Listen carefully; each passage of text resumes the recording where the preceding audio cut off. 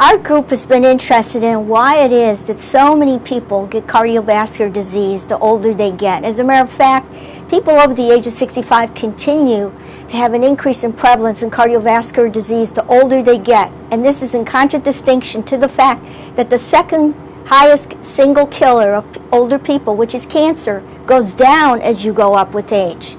So we've been studying why that is, and we found that there are a number of changes that happen with aging in the cardiovascular system independently of whatever we might do. So it's not all our fault. However, there's a lot of things that we can do to make it better. So among the things that we found include the fact that there are changes in the endothelial cells, which is the inner lining of our arteries that help us to process the signals that go through in our blood vessels from the many molecules that travel from the different parts of our body.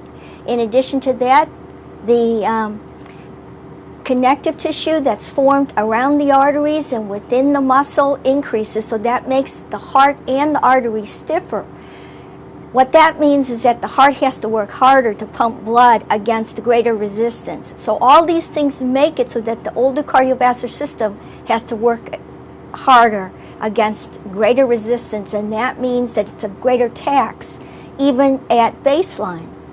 So many of us have also wondered why it is that older people are just more vulnerable. So if you take somebody over the age of 65 and you take somebody who's under the age of 65, if they both come to the emergency room at the same time, if they both had chest pain for the same duration, and it turns out that they have the same blockage in the same coronary artery, and it turns out that they have the same reserve lung function, they have the same reserve kidney function, they have the same reserve liver function, they have the same reserve brain function, the person that's over the age of 65 compared to the person who's under 65, if they both get revascularized, that is, if that blockage in that coronary artery gets opened within the same amount of time, there's a 5-fold higher mortality in the person who's over 65 compared to the person under 65.